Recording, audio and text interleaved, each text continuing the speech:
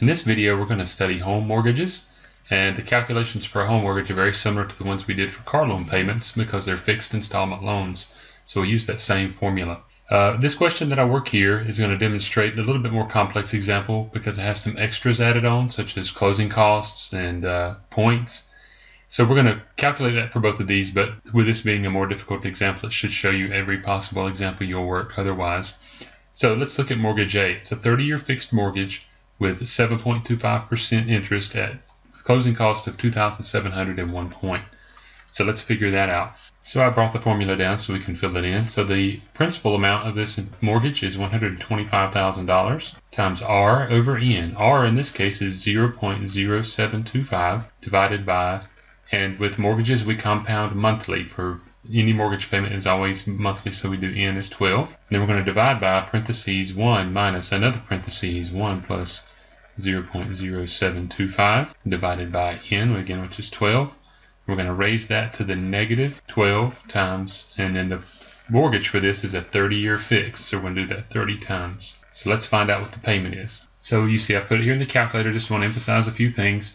Use parentheses just like I have it here. So I have 1 minus and then another parentheses divided by 12, all of that. And then recall the most common mistake here is this last one where we raise to the negative, put negative 12 and 30 both in parentheses.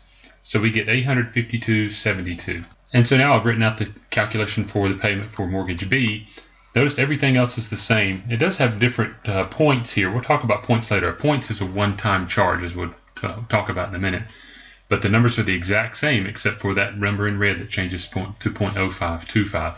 And I'm also going to show you a little calculator trick. So if you want to reuse that exact same thing you just typed in to save you maybe a minute or two to type that in, hit second and then press enter, and it will give you that exact same calculation you just entered. And I'm going to go up and change that to a 5. And I'm going to change that to a 5 in those two places. And so we get that our mortgage payment here is $690.25. So now we have our two payments. We need to find out what has the larger total cost here. So we have closing cost, amount paid for points, and total cost of interest. Let's work on this one first.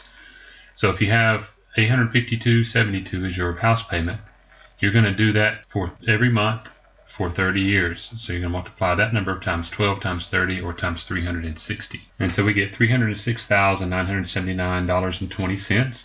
Let's do the same for mortgage B. So we get $248,490 for that payment. So this is the sum of all the payments. Now keep in mind, a mortgage payment is principal plus interest. So you're paying back the $125,000 of the initial loan plus the interest. So if we want to find just the interest portion, what is the cost of the interest? We need to subtract $125,000 from both of these numbers, and that will tell us just the interest. So let's do that.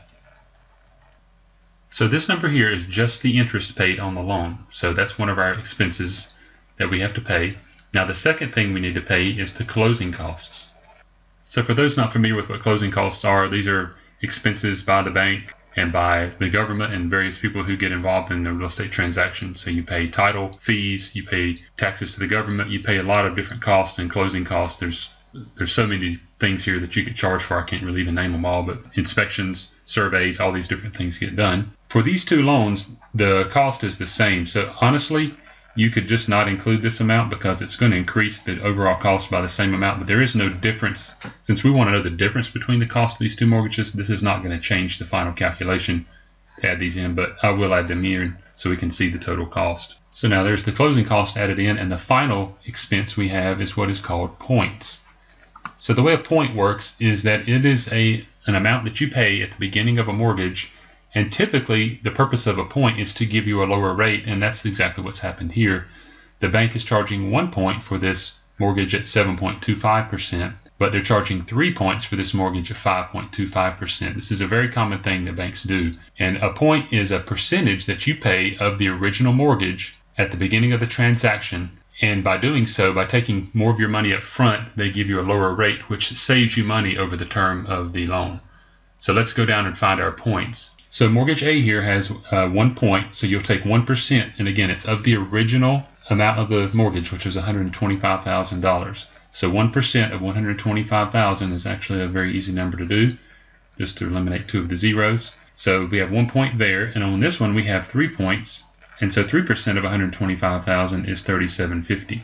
So now let's add these numbers. So we come to these numbers here, and again, notice that that is a pretty substantial cost. It's another $2,500 paid at the beginning of the mortgage to get this loan here with a lower rate. But you can see now the biggest savings we had was from the interest. Right here, back to this line, our interest right here was $182,000 basically for this one, and it was $123,000. That extra 2 points or 2 lower percentage points on the original mortgage saved us almost all of the savings of this whole transaction. So it was very much worth it to pay that extra $2,500 to get the lower rate. So the question finally wants to know which is the better mortgage and by how much. And so we see that mortgage B is the better mortgage, and the difference is, we'll subtract these final 2 numbers here. So we get a difference of $55,990. And so up here we would select mortgage A has the larger total cost by mortgage B than $55,990. Now I put $988. I used a spreadsheet when I did this problem, and you can certainly use a spreadsheet to do this if you're familiar with Excel. I've demonstrated the payment function in Excel in several other videos, and I'll show it in a future video as well, but I did the calculations the hard way here to show you the step-by-step for those with just calculators. So hopefully this helps, and let me know if you have any questions.